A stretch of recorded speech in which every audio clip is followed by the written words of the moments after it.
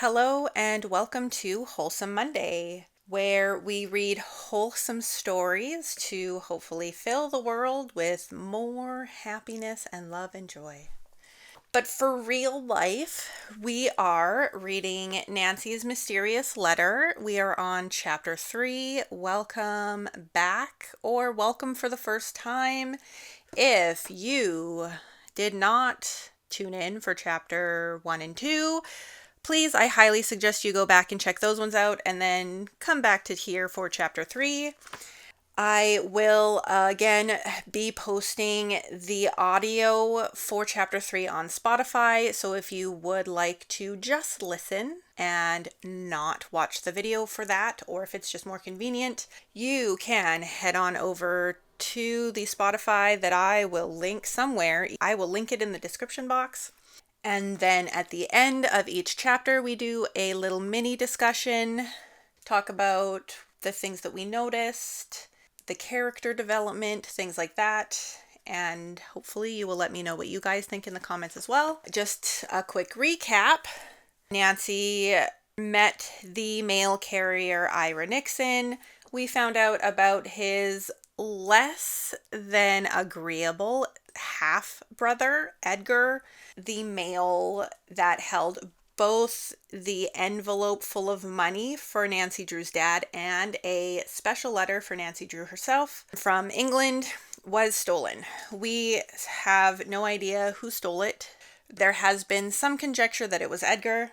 Without further ado, let's just hop right into chapter 3 and see if we will find any answers. Chapter 3. A baffling note.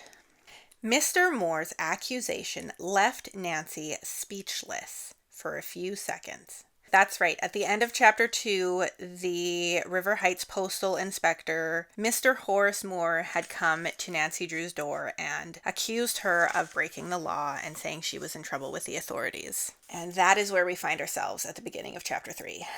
Mr. Moore's accusation left Nancy speechless for a few seconds. Finally, she asked him how she had broken the law. The young man looked at her superciliously. She judged that he was not very many years older than she, and his attitude annoyed her. But out of respect for his position, she said nothing. "Miss Drew," he began, "you may not be aware of this, but it is against the law to invite mail carriers into your home while they are on duty." "I see," Nancy replied. "But don't you think this case was an exception? Poor Ira Nixon had been battling the wind for a long time, and he was exhausted. Anyway, he didn't bring his mailbag inside our house. He left it in this vestibule where you are standing." "That's even worse," the aide told her. "Our carriers know the rule. They must keep their bags with them at all times. But this doesn't excuse you." "Perhaps not," said Nancy. "I shall take the matter up with my father, and he will come to your office." Moore was not to be dismissed so easily. In a pompous manner, he asked, "What does your father have to do with this?" Nancy looked him straight in the eye. "The law says that when anyone is accused of a crime, he may consult his lawyer. My father is a lawyer." Her color blinked. I suppose you're right. When the inspector returns, I shall pass the information along to him." Nancy did not comment on this. She knew that the postal inspector was a very reasonable man. Surely he would understand that the case of Ira Nixon was indeed an exception. "Are you aware," she asked Moore, "that Ira Nixon is in the hospital?" "I heard something of the sort, but this doesn't excuse him. And now, if you'll excuse me," Nancy said, starting to close the door. With a mumbled reply, the officious young man turned and left the house. Mr. Drew came home early, explaining that he was so curious about what had taken place during the day, he wanted to get more details from Nancy at once. She smiled. "The whole thing gets more mysterious every minute. Listen to this." She told him about the investigative aide from the post office. When she finished, Mr. Drew burst into laughter. "My congratulations to you on telling him you would turn the case over to your lawyer." Then he sobered. "You are not to blame, Nancy, for the stolen letters. I'm sure Postal Inspector Wernick will agree with us." Nancy asked him how his client, Mrs. Quigley, had taken the loss of her money. Was she very upset? She certainly was, the lawyer replied. My secretary had to bring smelling salts and a cup of black coffee. Finally, Mrs. Quickly began to cry and admitted that she should have followed my advice and sent a check. Father and daughter talked a long time about the whole affair. Their conversation was interrupted by a phone call for Mr. Drew. He came back from answering it to tell Nancy an emergency had arisen. I must go at once to see a client. He has been in a bad accident. I probably won't be home until late, so don't wait up for me, Nancy. She and Hannah Gruen ate alone. To cheer up Nancy, the housekeeper suggested that they go to a movie at the River Heights Theater. Nancy smiled. You've talked me into it. I guess there's nothing more I can do tonight on the mystery anyway. By morning, however, the young detective's thoughts were back on the mystery.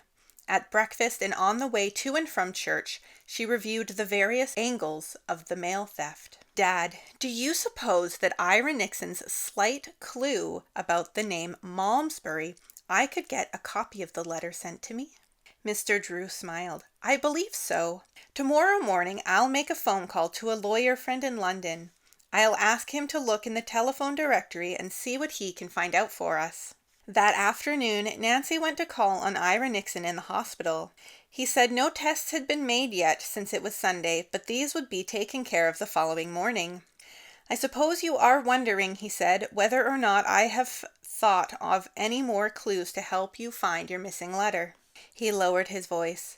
Mind you, what I'm about to say, I don't believe down deep in my heart, but it will explain why I fainted yesterday at your house. The mail carrier told about his half-brother Edgar. It was a repetition of what Hannah Gruen had already revealed. Ira added, however, that when Nancy had mentioned a man in a yellow coat with a beat-up car and part of his license plate number, he had thought for a moment it was his brother. But I'm sure it wasn't, he said. Edgar may be an annoyance to me, but I'm sure he's not a thief.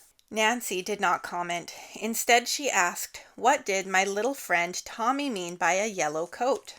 A smile flickered across Ira's face. Actually, it's a camel's hair coat. His hat is, too. A striking outfit, and incidentally, Edgar is rather handsome. A nurse stepped into the room to announce that visiting hours were over for the afternoon. Nancy said goodbye to the letter carrier and left. The following morning, Mr. Drew telephoned her from his office to report that he had talked to his friend in London. I have good news for you, Nancy. There is a law firm in the city by the name of Malmesbury and Bates Jones. I'm sure that's the one, Nancy said excitedly. I hope so, her father replied. In any case, my friend will telephone to them and find out if they sent a letter to you. He'll tell them the circumstances of your not receiving it and request a duplicate. On the other hand, if this is not the right firm, my friend will try to find the person who did write to you. Dad, that's wonderful, Nancy exclaimed. I hope we hear something soon. Her father chuckled. When you were a little girl, Nancy, you were always eager to have things happen. I used to say to you, hold your horses. Now I'm saying it again. Don't get your hopes up too high. Nancy laughed. Spoken like a lawyer, she teased, and then said goodbye. As soon as luncheon was over, Nancy told Hannah Gruen she was tired of staying in the house and waiting for news. I'm going to do some investigating, she announced. Where are you going? The housekeeper asked. To talk to some of Ira Nixon's neighbors. They may give me a clue that will be helpful in tracking down this Edgar Nixon. Despite Ira's faith in him, I think he's a good suspect. Mrs. Gruen agreed and kissed Nancy goodbye. The young detective drove to the other side of town and found Ira Nixon's little old-fashioned home. As she parked in front of the house, two women crossed the street and introduced themselves as Mrs. Maley and Mrs. O'Brien. They wanted to know if Nancy could tell them about the mail carrier's condition. He's better, she replied. In a way, it's fortunate that he got into the hospital. It sure is, Mrs. O'Brien interrupted her. The poor old man doesn't eat right. Yes, her neighbor, Mrs. Maley, agreed and added, he worries all the time about that no-good brother of his. Although curious to learn more about Ira's brother, Nancy commented cautiously, I've heard about Edgar. Tell me, is he really as bad as all that? Well, of course. I don't know what goes on inside the house when he comes there, Mrs. O'Brien went on, but I know the effect on Ira. He's just all in after one of those visits. Mrs. Malley leaned forward confidently. Edgar was here this morning. Of course, he couldn't get in. I guess he didn't know where his brother was, and I, for one, wouldn't tell him. Me either, Mrs. O'Brien declared. That Edgar is nasty. A lot of papers blew off the seat of his car, and he wouldn't take time to pick them up. He littered the street, and we had to go around and clean it up. Nancy asked eagerly, "Where are the papers now?" "We put them in a trash can. Good place for them." "They might be important," Nancy said. "May I see them?" The two women looked at each other puzzled, but led the girl to Mrs. Malley's backyard. She opened the trash can and said, "There they are." Nancy lifted them out one by one. All were letters and looked as if they had fallen into water. Most of the writing was illegible. One had the top torn from it, and all but a few words had been obliterated, but the remaining few caught Nancy's attention. This must be part of the letter which had come to her from London. All that remained was, "Drew, money has been left." "I'd like to take this one along," she said. "Help yourself," said Mrs. Malley. "They don't belong to me anyway. They're just trash." "I suggest," said Nancy, "that you call the postal inspector and tell him about these letters." She rushed home. Her father was there, and she showed the sheet to him and Hannah Gruen. Both were amazed but unable to decipher the intriguing message. "Do you suppose somebody in England has left me some money?" Nancy asked. "It looks that way," her father replied, "but who could it be?" After staring at the paper for a while, Nancy began to calm down. "I'm sure there must be some mistake," she said. "I'm certainly not going to get my hopes up of becoming a millionaire." Her father and Mrs. Gruen laughed and said this was a sensible attitude to take. "But," the housekeeper said, "I hope a copy of the whole letter will come soon. I can't stand the suspense myself." On Tuesday morning, Nancy told Hannah Gruen that she was going on a shopping trip. "You remember I'm going to spend the weekend at Emerson College? I need a few things, and this is a good time to get them." As she was about to pull out of the driveway, Nancy spotted a battered tan car parked down the street. It suddenly occurred to her that Edgar Nixon, or whoever had stolen the letters from the Drew home, might be watching her.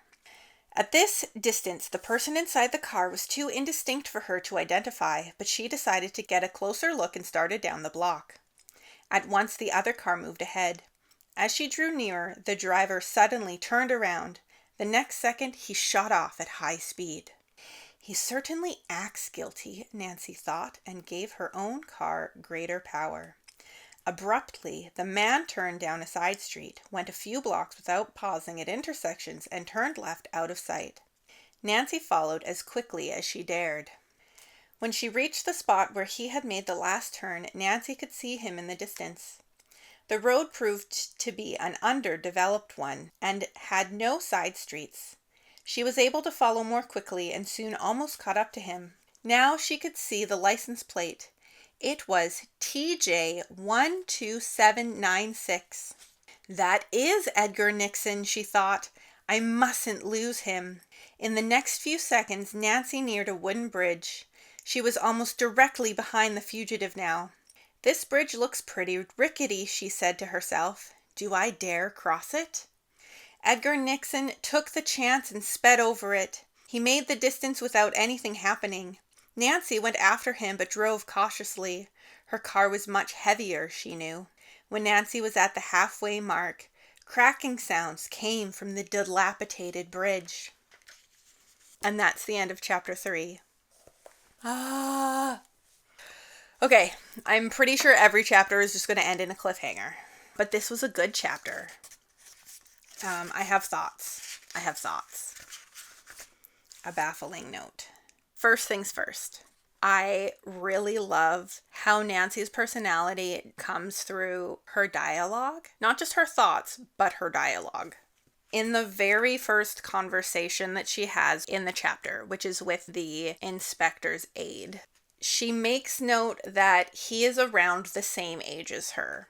Second, she notes that he's annoying. He is not showing her very much respect, but she also chooses to respect his position.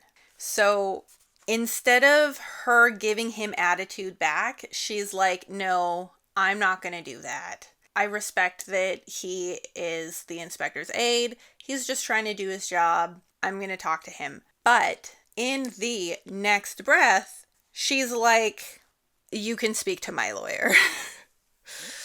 It's contrasty, right? You get this sense of her character very much through this conversation. So she will show you respect to a certain extent. I will show you respect, but I will take no shit. I guess in chapter 3, we're getting more of the headstrong nature that Nancy Drew is really known for. I don't know if you could call her a feminist, but she's very much an independent woman, right? Or I guess an independent woman. Will respect someone, but will also not let them walk all over her. So that when she gets this attitude from the inspector's aide, she's just like, no way, excuse me. And then she goes to talk to Ira. We pretty much learn nothing, which is fine. I don't know why they constantly refer to her as Hannah Gruen. She must be a live-in maid. She must not be married. Why do they call them Mrs. then? Maybe she's widowed? I don't know how it worked back then in the 1930s. Oh yeah, that was the other thing. I really love how they showed Nancy's relationship with her father in this chapter. When he comes home, he is curious. It says, he was so curious about what had taken place during the day. He wanted to get more details from Nancy at once. He is interested in his daughter's life. He asks her questions. He's involved in her life, obviously. She's sad when an emergency comes up and he can't stay for dinner. And I love how Hannah suggests that they go to the movie theater to cheer her up. It shows a different family dynamic, obviously, because Hannah Gruen is supposed to be the housekeeper, but it seems like she's also a bit more of a mothering figure for Nancy. They do things together, so she's more than just the housekeeper, which kind of makes me reevaluate in chapter 1 when Nancy was talking about the hot cocoa and Mrs. Gruen went off to make it right away. It reframes that to more of a girl coming home and telling her mom, like, oh, we got to make hot cocoa for the mail carrier because it's freezing out and he looked so tired. Do you know what I mean? What other things can I say about this? Oh, yes. And then Nancy also asks him about his day. So there's this back and forth between them, right? About how her day went, how his day went. The next day, he calls her right back in the morning. It seems like, and this is the thing, Nancy's dad seems like he's very busy. He's a very busy lawyer. She calls him prominent. So while he's very busy, he still seems to take time to help his daughter and also not sit around and make her wait. He calls her first thing in the morning. He had no test book. What more can I say?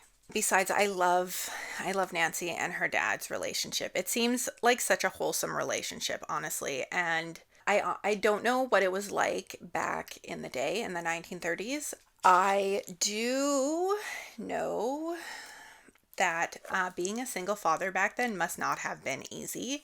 And I'm sure he does really appreciate Mrs. Gruen's help. I imagine she helped raise Nancy because her mom died when she was quite young. Did it say how old she was when her mom died? Or if she had just died when she was a child? I don't remember, and I'm not going to go searching through the text to find it. But I do really think that the way that the writer highlighted their relationship back and forth, because it only takes place over, like, I think two pages, you already, just in those 2 pages, get a sense of their whole relationship, not just in this interaction. You can imagine Mr. Drew coming home from work and asking Nancy about her day and how he is so excited to hear about it. And then also her asking him about the things that happened at the office or whatever. So then on Sunday, she goes to visit Ira in the hospital. Of course, it's Sunday. And you never used to be able to get anything done on Sunday because it was a church, it was the Sabbath, and you did not work on Sunday. I don't know how much that is still now. I do know that when I worked like in the hospital before, unless it was urgent, things got done on Monday. They did not get done on the weekend. So you either had to get it done Friday or things weren't happening until Monday. And then I like how you get more of a sense also of Nancy's not the type of character to just sit around and wait for news. When things aren't happening or moving as fast as they could be, she is like, I'm going to go out and do some investigation. And you do get that a little bit also in Mr. Drew's kind of like cute, funny comment where he's like, when you were younger, I used to tell you, hold your horses. And now I'm like telling you again, you gotta be showing some patience there. Don't expect to get things immediately. Like, don't get your hopes up. And then she kind of teases him about it. You also get more into her thoughts on Edgar. She's a bit more apprehensive of being accusatory in this one. And she does ask, hey, is Edgar really as bad as everyone's saying? So you get a bit more of her questioning here, especially from Mrs. O'Brien and Mrs. Malley. And you really get a sense of her detective work a bit more. They mention, oh, there was like all of these letters that he just like let fly everywhere. And then we had to go clean them up and we just tossed them in the trash. She's like, hold up, a bunch of paperwork that flew out of the car? And the line, I'm certainly not going to get my hopes up of becoming a millionaire. That was a cute line to me. I really liked it. Because while they comment, that's a very good, sensible thing to say. Going back to her when she was teasing her father about that's a very lawyer thing to say, you kind of get that it's like her father's upbringing is coming through her in that line of dialogue. So Nancy's a little bit of her father. I just think it's cute. I just thought that was cute. Oh, and then you get that really cute line from the housekeeper, like, I hope a copy of the whole letter will come soon. Like, she's excited too. So all of these, this is the 8th mystery, right? This is the 8th book. So Hannah Gruen and Mr. Drew have been through 7 other mystery books with Nancy so far, right? They have heard her go on and on about the stuff going on in her life, and they are still like, ooh, another mystery. I'm so excited to be a part of this, and I'm so excited to like find out more about this. So again, it highlights just how wholesome their relationship is, how much they care for each other, and that sort of thing. I feel like that was the biggest thing that came across in this chapter, apart from Nancy's drive to be an active character in her story, not just sitting around, but actually getting up and doing things and finding out information. And then, of course, at the very end, you really get that when she goes after Edgar Nixon. And I think this also highlights, again, just how she's a young narrator in her story. She's a teenager. As an adult, maybe in a movie you would get an adult character by themselves going after a culprit. It's a little bit different. Nancy is, a woman again. And alone chasing after this adult man. So you really get this more sense of her running into danger without really thinking the consequences through. And that happens at the end of the chapter where the dilapidated bridge, you hear the cracking sounds and then the chapter ends. So it's like, does she get across? Does she fall into the river in the car? I don't know. That would be sad if she lost her convertible. But I mean, regardless, you get the sense that she's still young, running after this man and not really thinking through the consequences of what could actually happen to her. What's she going to do when she catches up to him? He's obviously running away. She's heard all of this stuff about how brazen he is, how mean and cruel he can be. She doesn't know if he's violent. He could seriously hurt her, and these are not things that she's actively thinking about when she's chasing after him. As always, please let me know your thoughts and your comments below on the chapter, on the characters, on any of the action sequences. Do you agree with me? Do you disagree? Is there anything that you noticed that I missed? Please do let me know. If you would like to see what else I do around on the internet, you can follow my Linktree, check out my Patreon. All of my spicier stories are over there, and they drop on Wednesdays and Saturdays, either in video form or in audio form. Again, my lowest tier is only $1.50 per month. Anyone who supports me for $5 a month also gets access to my Discord. I do photo sets every month for boudoir and non-boudoir. Those drop on the 25th of every month. All of my links will be down below. And I will see everyone next week, Monday for chapter 4, and on Thursday for poetry. Bye!